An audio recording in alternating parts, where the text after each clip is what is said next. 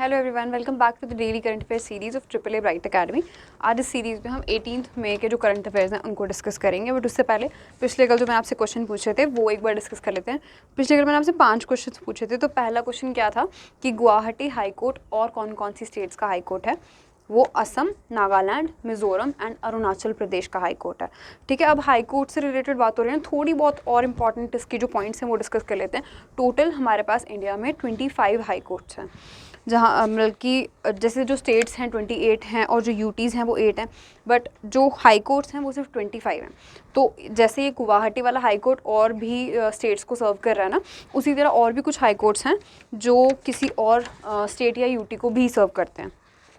उनमें से पहला हाई कोर्ट हमारे पास है बॉम्बे हाई कोर्ट, जो Goa, Dadra and Nagar Haveli and Daman and Diu और महाराष्ट्र इन तीनों को सर्व कर रहा है। अब जो आपके दादरा एंड नागर हवेली और दमन एंड दीव थे, ये पहले अलग अलग आपकी यूटीज़ थी, बट वो जो कंबाइन हो गई थी कब? 26 जनवरी 2020 को। ठीक है, उसके बाद से वो एक ही आपकी यूटी बन गई है।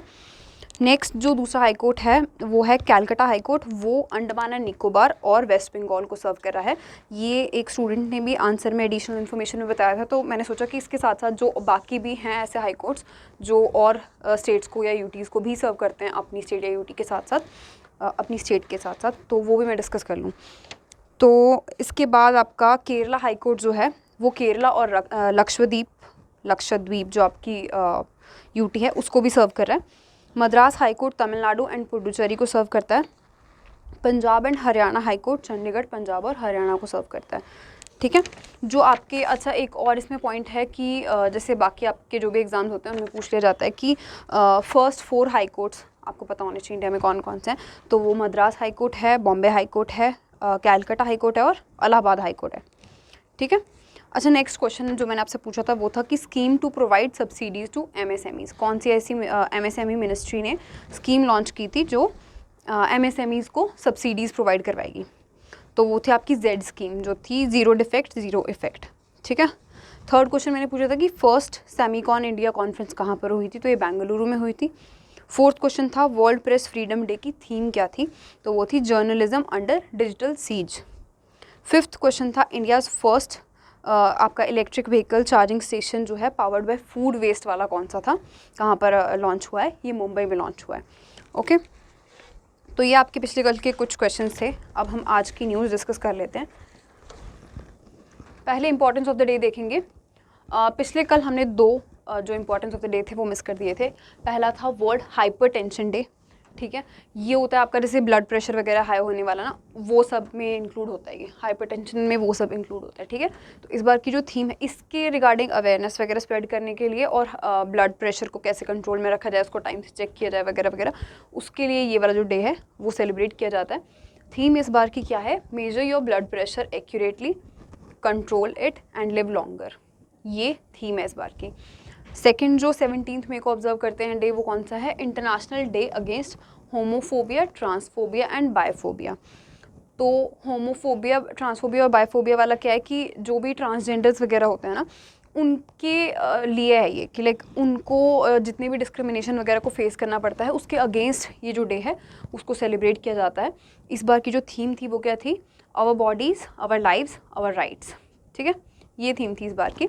और आज के दिन यानी 18 मई को इंटरनेशनल म्यूज़ियम डे को सेलिब्रेट किया जाता है, ताकि म्यूज़ियम्स की जितनी भी इंपॉर्टेंस है हमारे कल्चर को, हेरिटेज को संजो के रखने के लिए, उनको मतलब सेव करने के लिए वो उस दिन को, इसकी इंपॉर्टेंस को हाईलाइट करते हैं म्यूज़ियम्स वगैरह।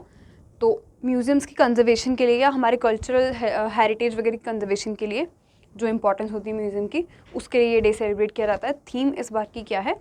The power of museums. Okay, the power of museums इस बार की थीम है। पहला क्वेश्चन देख लेते हैं आज का। Which among the following is world's top remittance recipient in 2021 according to World Bank? World Bank ने एक रिपोर्ट रिलीज़ की है जिसके अकॉर्डिंग हमसे ये पूछा गया है कि टॉप रेमिटेंस रिसिपिएंट कौन सा है 2021 का पूरे वर्ल्ड में। तो वो है इंडिया, और इंडिया ऐसा सेकेंड टाइम टॉप है, इस लिस्ट पे टॉप कर रहा है। पिछली बार भी जब ये लिस्ट रिलीज़ हुई थी तब भी इंडिया ही टॉप करा था, सारी रेमिटेंसेस इंडिया में ही आई थी मैक्सिमम। तो इसके पॉइंट्स देख लेते हैं, रिपोर्ट का नाम देख लेते हैं पहले। जो वर्ल्ड बैंक की रिपोर्ट है उसका नाम है माइग्रेशन एंड डेवलपमेंट ब्रीफ 36 मई 2022, और ये पूरा ही आपका मतलब रिपोर्ट का ही नाम है, a war in a pandemic implications of the Russian invasion of Ukraine and the covid crisis on global governance of migration and remittance flows. ये सारा ही आपका रिपोर्ट का नाम है। रिपोर्ट का नाम आपको सिर्फ एक बार पढ़ लेना है, ठीक है। ये आपसे क्वेश्चन में ऐसा नहीं पूछा जाता कि कौन सी रिपोर्ट थी या क्या नाम था रिपोर्ट का, स्पेशली जब इतना बड़ा नाम है कभी भी आपसे क्वेश्चन में नहीं पूछेंगे, बट आपको जस्ट फॉर योर नॉलेज एक बार पता होना चाहिए कि ये रिपोर्ट थी। इस रिपोर्ट के अकॉर्डिंग इंडिया जो है वो दूसरी बार लार्जेस्ट रेमिटेंस रिसीविंग कंट्री बन गई है, ठीक है। अब रेमिटेंस वगैरह क्या होती है, जो बाहर से पैसा आता है इंडिया में, मतलब जैसे अगर मान लो कोई NRIs वगैरह हैं जो नॉन रेजिडेंशियल इंडियंस होते हैं, वो बाहर रह रहे हैं, यहाँ पर पैसा भेजते हैं अपने घर वालों को या अपने रिलेटिव्स को, तो उस वो जितना पैसा मतलब जो वो फॉरेन करेंसी इंडिया में आती है ना, उसको बोलते हैं रेमिटेंस। तो वो उस पर टॉप कर रहा है इंडिया दूसरी बार इस बार, ठीक है, ग्लोबली। और इंडिया में जितना पैसा आया है इस बार रेमिटेंस के वे में, वो कितना है, 89 बिलियन US डॉलर्स, ठीक है। और पिछली बार का देखें अगर, जो पिछली बार आई थी रेमिटेंस वो कितनी थी, 82.73 बिलियन डॉलर्स। इस बार 89 है, ठीक है। और सेकंड नंबर पे कौन है इस लिस्ट में, मैक्सिको। थर्ड नंबर पे है चाइना, फोर्थ पे फिलीपींस है, और फिफ्थ पे है इजिप्ट। ओके, बस ये टॉप 5 आपको याद रखना है, इसके अलावा आपसे कुछ नहीं पूछा जाएगा। वैसे तो टॉप 3 ही इनफ रहेंगे, बट स्टिल फोर्थ और फिफ्थ भी पढ़ लोगे तो भी कुछ नहीं है। ऐसे India, Mexico, China, Philippines and Egypt, ऐसे याद रख लेना। इसके ट्रिक्स भी बना सकते हो आप, जैसे मतलब इनके इनिशियल्स याद रख लिए, IMCPE ऐसे करके, इसको कुछ भी और अपने हिसाब से आप नाम दे सकते हो, तो वैसे करके इसके इनिशियल्स वगैरह बना सकते हो। मतलब रैंक्स वगैरह याद रखनी हो तो आप ऐसे याद रख सकते हो, ठीक है। अच्छा, इसमें आज का क्वेश्चन क्या बनता है, पहला कि वर्ल्ड बैंक के प्रेसिडेंट कौन है ये बताना है आपने मुझे, हेडक्वार्टर्स और उसकी मेंबर कंट्रीज़ कितनी हैं वर्ल्ड बैंक की, वो बताना है, ठीक है। ये हम बहुत ही बार डिस्कस कर चुके हैं इससे पहले, तो मैंने इसलिए क्वेश्चन में उसको इंक्लूड नहीं किया यहाँ पर इन्फॉर्मेशन में, और उसका क्वेश्चन पूछ लिया आपसे, तो ये बताना है आपने आज मुझे। नेक्स्ट क्वेश्चन हमारे पास है कि which country has topped in terms of largest vehicle market in the world. Largest vehicle market कौन सा बन गया, जहाँ पे सबसे ज़्यादा गाड़ियाँ खरीदी बेची जाती हैं, वो कौन सा बन गया largest market in the world, तो वो है चाइना, ठीक है। चाइना टॉप कर रहा है, सेकंड पे USA है, थर्ड पे आपका जापान है, और fourth largest in the world बन गया है इंडिया का मार्केट। व्हीकल्स के केस में अगर देखें तो फोर्थ लार्जेस्ट व्हीकल मार्केट बन गया है इंडिया, जर्मनी को पीछे छोड़ दिया इसने। तो the top most position is secured by China, however the automobile sales remain stagnant, मतलब कि इतनी सेल्स थी नहीं, मतलब कोई बहुत ज़्यादा हाइक नहीं हुई है सेल्स में, बस स्टिल जो चाइना है उसने टॉप किया है। उसी तरह से USA की भी जो ग्रोथ थी वो सिर्फ 4% की थी, बट स्टिल USA सेकंड पे आया, थर्ड पे जापान है जैसे हमने पढ़ा, और फोर्थ पे है इंडिया जिसने रिप्लेस किसको किया है, जर्मनी को, ठीक है। तो इधर बाकी किसी से भी ज़्यादा नाम जर्मनी का मैटर करता है कि जर्मनी को रिप्लेस करके इंडिया जो है फोर्थ लार्जेस्ट बन गया है, और जो आपका फर्स्ट पे है चाइना, ये ज़्यादा इंपॉर्टेंट है। OICA ने ये रिपोर्ट रिलीज़ की है, और इंडिया का ये एक्सपेक्ट किया जा रहा है कि बाय द ईयर 2025 इंडिया जो है वो थर्ड लार्जेस्ट व्हीकल मार्केट बन जाएगा, ठीक है, थर्ड लार्जेस्ट बन जाएगा। अभी फोर्थ लार्जेस्ट है, 2025 तक ये एक्सपेक्ट किया जा रहा है कि वो थर्ड लार्जेस्ट व्हीकल मार्केट बन जाएगा। नेक्स्ट हमारे पास क्वेश्चन है, who has been appointed as the new prime minister of France. France के नया प्राइम मिनिस्टर किसको बना दिया गया है, तो वो बनाया गया है एलिजाबेथ बॉर्न को। एलिजाबेथ बॉर्न को प्राइम मिनिस्टर बना दिया है नया फ्रांस का। तो जो फ्रांस के प्रेसिडेंट हैं इमैनुअल मैक्रोन, उन्होंने इनका नाम दिया है एज द प्राइम मिनिस्टर, उन्होंने इनको इलेक्ट किया है। और जो ये एलिजाबेथ बॉर्न हैं ये पहले minister of transport, ecology and labour रह चुकी हैं आपकी फ्रेंच गवर्नमेंट में, ओके। इन्होंने सक्सीड किसको किया है, मतलब इससे पहले कौन प्राइम मिनिस्टर थे फ्रांस के, जीन कैस्टेक्स। जीन कैस्टेक्स थे इससे पहले प्राइम मिनिस्टर फ्रांस के, और अब बन गई हैं एलिजाबेथ बॉर्न, ओके। इनका वैसे ये इतना मैटर नहीं करता कि ये कब से थे, बट जुलाई 2020 से ये थे, ठीक है। एलिजाबेथ बॉर्न जो हैं वो फ्रांस की फर्स्ट ऐसी फीमेल प्राइम मिनिस्टर बन गई हैं 30 साल बाद। मतलब ऐसा नहीं कि फर्स्ट टाइम, वैसे तो ये अगर हमेशा से देखा जाए, पूरी हिस्ट्री देखी जाए तो ये सेकंड नंबर पे हैं। इनसे पहले एडिथ क्रेसन थी, जिन्होंने बहुत ही शॉर्ट पीरियड ऑफ टाइम के लिए ये जो पोस्ट है वो होल्ड की थी। वो प्राइम मिनिस्टर बहुत कम टाइम के लिए रही थी। बट इनके बाद 30 साल के बाद एलिजाबेथ बॉर्न पहली फीमेल प्राइम मिनिस्टर बन गई हैं फ्रांस की। ओके, तो जितना नाम इनका इंपॉर्टेंट है एलिजाबेथ बॉर्न का, उतना ही इनका भी हो सकता है। ये भी पूछा जा सकता है कि पहली फीमेल कौन थी वहाँ पर, ठीक है, क्योंकि जस्ट ये सेकंड है इसलिए पूछा जा सकता है फर्स्ट का भी। नेक्स्ट हमारे पास क्वेश्चन है, who won the men's singles title in 2022 Italian open. Italian open वाला जो चैम्पियनशिप है उसमें मेंस टाइटल किसने जीता है? नोवाक जोकोविक ने, ठीक है। थोड़ी इसकी डिटेल्स देखते हैं। वर्ल्ड के नंबर 1 टेनिस प्लेयर हैं ये नोवाक जोकोविक, और ये कहाँ से बिलोंग करते हैं? सर्बिया से। ये भी हमने बहुत बार पढ़ा हुआ है। तो इन्होंने ये जो 79th एडिशन थी इटालियन ओपन की, इसका पूरा नाम ये है। पूरा नाम आपको याद रखने की ज़रूरत नहीं है, ये इटालियन ओपन के ही नाम पे पूछा जाएगा आपसे अगर क्वेश्चन में पूछा जाता है ये वाला पॉइंट ना। इन्होंने डिफीट किसको किया इस टाइटल को जीतने के लिए? स्टेफानोस सिसिपास को, ठीक है। और मेंस सिंगल टाइटल जीता है इन्होंने इसी चैम्पियनशिप में, इटालियन ओपन में। जो विमेंस सिंगल्स टाइटल जीता है वो किसने जीता है? इगा स्विटेक ने। ये वर्ल्ड नंबर 1 है विमेंस के केस में अगर देखें तो, ठीक है। और इन्होंने डिफीट किसको किया है? ऑन्स जबोर को। ऑन्स जबोर के बारे में हमने पढ़ा था ना कि फर्स्ट फीमेल अरब बन गई हैं प्लेयर जिन्होंने लाइक जो टॉप रैंकिंग में आई हैं। काफ़ी न्यूज़ अभी इनकी पीछे से भी न्यूज़ में थे, तो इनको भी हमने डिस्कस किया था। इनको डिफीट करके इगा स्विटेक ने जो वुमेंस का सिंगल्स का टाइटल है वो जीता है इटालियन ओपन में। The 38th masters 1000 title is Novak's 87th overall ATP title. जो आपका एसोसिएशन ऑफ टेनिस प्रोफेशनल्स है, ये वाला 87th टाइटल है ये टोटल में अगर देखा जाए तो नोवाक जोकोविक का, ठीक है।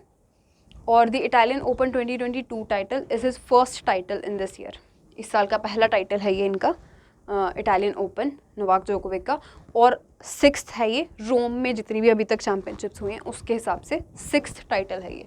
मतलब ये इतना इंपॉर्टेंट नहीं होता है, बट कभी कभी you never know, specially bank के एग्ज़ाम्स में ना ऐसे चीज़ों में बहुत डिटेल में चले जाते हैं कभी कभी। तो मतलब जितना ज़्यादा आप पढ़ लोगे उतना अच्छा है, उतना आपका स्कोप ज़्यादा बढ़ जाता है कवर करने का सारा करंट अफेयर्स को। तो इसलिए मैंने ये भी मेंशन कर दिया है। नेक्स्ट हमारे पास क्वेश्चन है, World Bank sanctions $US 350 million aid for which Indian states health project.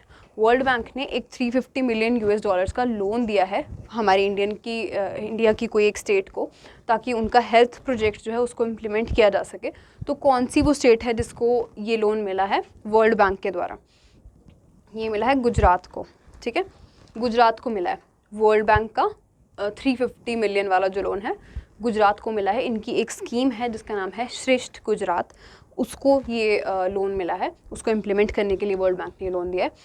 तो ये जो श्रेष्ठ गुजरात वाला प्रोजेक्ट है, इसकी फुल फॉर्म आपके लिए इंपॉर्टेंट रहेगी, systems reform Endeavour for transformed health achievement in Gujarat.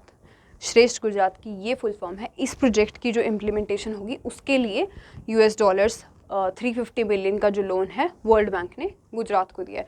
Gujarat का जो हेल्थ सेक्टर है वो वैसे भी फोकस्ड है ताकि जो लाइफ एक्सपेक्टेंसी है उसको एक्सटेंड किया जा सके वेरियस हेल्थ और मेडिकल केयर के मेजर्स के थ्रू।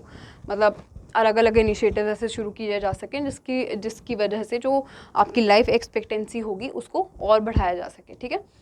तो ये इसका बेसिक पर्पज़ रहेगा। इसके अलावा जब हम वर्ल्ड बैंक की बात कर रहे हैं ना, थोड़ा सा स्टैटिक देख लेते हैं वर्ल्ड बैंक का। ये वाला भी जो आपका पॉइंट है काफ़ी इंपॉर्टेंट है, क्योंकि जब भी हम किसी बड़ी इंस्टीट्यूशन के बारे में बात कर रहे होते हैं, जो कोई इंटरनेशनल इंस्टीट्यूशन है जैसे वर्ल्ड बैंक है, तो उसकी डिटेल्स ना बहुत बार हमसे क्वेश्चन में पूछ ली जाती हैं। फाइनेंशियल अवेयरनेस वगैरह या ऐसे इकोनॉमिक अवेयरनेस आपकी जहाँ पर भी आ रही है, वहाँ ऐसे क्वेश्चन इंपॉर्टेंट बनते हैं कि वर्ल्ड बैंक जो है ना उसके 5 डेवलपमेंट इंस्टीट्यूशंस हैं, ठीक है। या आप कह सकते हैं इसकी 5 सब्सिडरीज़ हैं। कौन कौन सी वो हैं वो हम एक बार देख लेते हैं। इनके नाम एटलीस्ट आपको पता होने चाहिए। एक है international bank for reconstruction and development, दूसरी है इंटरनेशनल डेवलपमेंट एसोसिएशन। अच्छा, बाकी 3 डिस्कस करने से पहले मैं आपको ये बता देना चाहती हूँ कि ये जो फर्स्ट है IBRD और जो सेकंड IDA है, इन दोनों को मिला के ही वर्ल्ड बैंक जो है उसको कॉन्स्टिट्यूट किया गया है, ठीक है। और ये इसकी ब्रांचेस भी हैं, मतलब ये अलग से भी हैं और इनका जो कॉम्बिनेशन है वो वर्ल्ड बैंक भी है, ठीक है। थर्ड क्या है इसमें, इंटरनेशनल फाइनेंस कॉर्पोरेशन। फोर्थ है मल्टीलेटरल इन्वेस्टमेंट गारंटी एजेंसी, मीगा भी कहते हैं इसको। एंड फिफ्थ और लास्ट वन है international centre for settlement of investment disputes. अब अगर आपने क्वेश्चंस दिए होंगे, जब एमसीक्यू टाइप पे क्वेश्चंस आते हैं ना, तो कभी आपसे ये नहीं पूछेंगे कि डिटेल में बताएं कि कौन कौन सी इंस्टीट्यूशंस है, वहाँ पर आपको नाम दे दिया जाता है इनका ऑप्शंस में। जैसे ये 5 हैं, इनमें से कोई 3 दे दिए जाएंगे। जैसे टोटल 4 ऑप्शंस होते हैं, कोई 3 इनमें से होंगे और एक कोई बाहर का कोई और इंस्टीट्यूशन होगी फाइनेंशियल, वो दे दिए जाएंगे और पूछ लिया जाएगा कि फॉलोइंग में से कौन से हैं जो वर्ल्ड बैंक की कोई सब्सिडरी नहीं है, ठीक है, या उसका डेवलपमेंट इंस्टीट्यूशन नहीं है। तो आपको ये अगर नाम पता होंगे तो आप वहाँ से आराम से उसको अलग कर सकोगे कि ये वाला नहीं है, बाकी सारे हैं। तो ऐसे क्वेश्चन आते हैं, तो ये वाला भी आपने अच्छे से पढ़ लेना है, ठीक है। इसके बारे में बाकी भी बहुत सारी डिटेल्स हैं। इसके CFO कौन हैं, अंशुला कांत हैं, जैसे जो आपकी चीफ एक्चुअली फाइनेंस ऑफिसर हैं या चीफ इकोनॉमिक ऑफिसर हैं, एक बार मैं कंफर्म करके ना आपको नेक्स्ट क्लास में डिस्कस कर लूँगी, ठीक है। CFO हैं, चीफ फाइनेंस ऑफिसर हैं अंशुला कांत, वर्ल्ड बैंक की, ओके। तो ऐसी डिटेल्स हम साथ के साथ डिस्कस करते रहेंगे। 6th क्वेश्चन हमारे पास है, which insurance company has launched India's first dental health insurance plan. अब जब अगेन फर्स्ट आ रहा है, फर्स्ट ऑफ इट्स काइंड, कुछ भी कोई स्कीम लॉन्च हो रही होती है या कुछ भी, तो हमारे लिए इंपॉर्टेंट होता है। तो first dental health insurance plan launch कर रही है कोई इंश्योरेंस कंपनी इंडिया में। कौन सी वो इंश्योरेंस कंपनी है, ये हमसे पूछा है, तो इसका आंसर बनेगा PNB मेटलाइफ। PNB मेटलाइफ की जो लाइफ इंश्योरेंस कंपनी है, उसने dental health insurance plan introduce करने की बात की है इंडिया में, लॉन्च कर दिया है मतलब, ठीक है। ये प्लान जो है वो वन ऑफ इट्स काइंड है, ऑफ कोर्स पहली बार लॉन्च हो रहा है ऐसा कोई प्लान जो कवर करेगा सिग्निफिकेंट डेंटल प्रोसीजर्स को। पर इसमें जो है हॉस्पिटलाइजेशन की ज़रूरत नहीं होगी। जब भी कोई अगर मान लो आप लाइफ इंश्योरेंस या हेल्थ इंश्योरेंस करवाते हो ना, तो उसमें ये हो रहता है कि हॉस्पिटलाइजेशन कंपल्सरी होती है। स्पेशली हेल्थ इंश्योरेंस के केस में अगर हम देखें तो जो हॉस्पिटलाइजेशन वगैरह होगी, वो उधर के आपको डॉक्यूमेंट्स वगैरह लेके जाने होते हैं, वो सबमिट करवाने होते हैं, फिर आप अपनी जो इंश्योरेंस की आपकी क्लेम कर सकोगे, ठीक है। तो इसमें हॉस्पिटलाइजेशन की ज़रूरत नहीं होगी। और इसके साथ साथ ये तो आपकी इस वाले पॉइंट की बात होगी कि डेंटल हेल्थ इंश्योरेंस की। नेक्स्ट ना एक और ऐसी अलग one of its kind insurance है जो अब लॉन्च की है इंडिया में, वो है आपकी जो AXA या एक्सा कहते हैं जिसको, फ्रांस इंडिया वाली जिनकी सब्सिडरी है, उन्होंने इंडिया की पहली mental health insurance, India's first ever mental health insurance cover इन्होंने इंट्रोड्यूस किया है, एक्सा फ्रांस इंडिया ने। ये जो मेंटल हेल्थ इश्यूज़ होंगे या मेंटल हेल्थ के अंडर जितनी भी ऐसी प्रॉब्लम्स होंगी या हॉस्पिटलाइजेशन वगैरह भी होंगी, उसको भी सबको कवर करेगा। थोड़ी इसकी डिटेल देखते हैं कि the mental health insurance would cover up to 1 lakh rupees for hospitalisation, ठीक है। हॉस्पिटलाइजेशन अगर हुई है तो उसमें 1 लाख तक का कवर होगा इसमें, और 25,000 तक का होगा फॉर वर्चुअल कंसल्टेशन। अगर आप वर्चुअली किसी से कंसल्ट करते हो, जैसे कोई भी थेरेपिस्ट है आपका, साइकियाट्रिस्ट है या लाइफ कोचेस वगैरह होंगे, उनसे अगर आप वर्चुअली भी कुछ कंसल्ट करते हो तो उसमें भी आपको 25,000 तक का कवर मिलता है, ठीक है। तो ये वन ऑफ इट्स काइंड है दोनों, डेंटल हेल्थ इंश्योरेंस भी और मेंटल हेल्थ इंश्योरेंस भी, ये आपको याद रखना है। ये दोनों PNB मेटलाइफ और AXA या एक्सा फ्रांस इंडिया ने लॉन्च की है।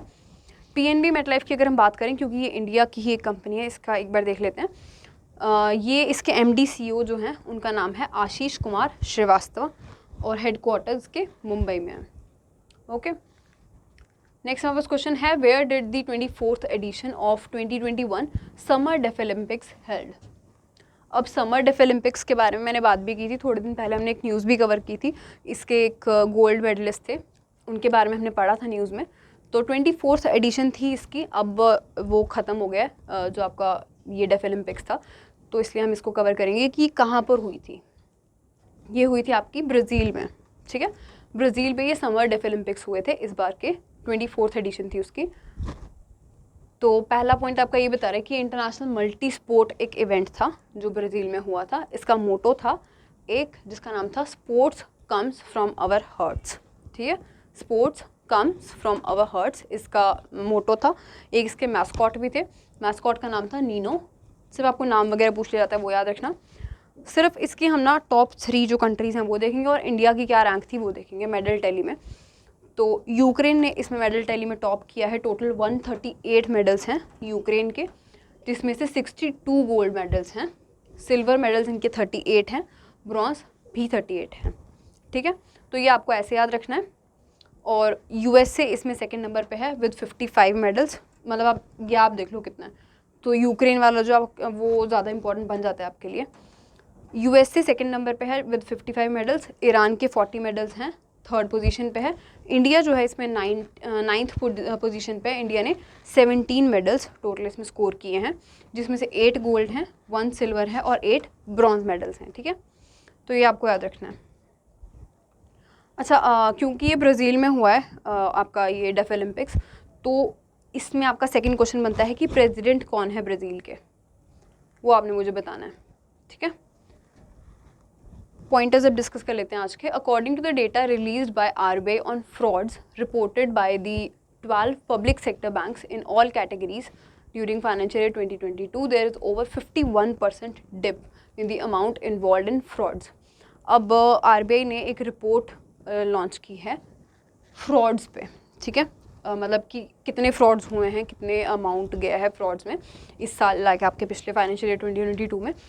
तो उस रिपोर्ट के अकॉर्डिंग 51% की गिरावट देखी गई है फ्रॉड्स में। मतलब फ्रॉड्स में जितने पैसे इन्वॉल्व हुए थे, जितने पैसे डूबे थे पिछले साल, उसके हिसाब से अगर इस साल देखा जाए तो 51% का उसमें डिक्रीज़ आया। ठीक है, पिछले साल जो फ्रॉड्स थे वो टोटल 81,921.54 करोड़ थे। इस बार वो घट के 40,295.25 करोड़ हो गए हैं। ठीक है, तो परसेंटेज वगैरह इतनी मैटर नहीं करेगी, बस 51% का डिप आया है फ्रॉड्स में पिछले साल से इस साल के कंपैरिजन में। नेक्स्ट पॉइंटर है कि पंजाब के जो सीएम हैं भगवंत मान, उन्होंने एक अपनी गवर्नमेंट का फ्लैगशिप एक प्रोग्राम लॉन्च किया है जिसका नाम है लोक मिलनी। लोक मिलनी का मतलब होता है पब्लिक इंटरेक्शन।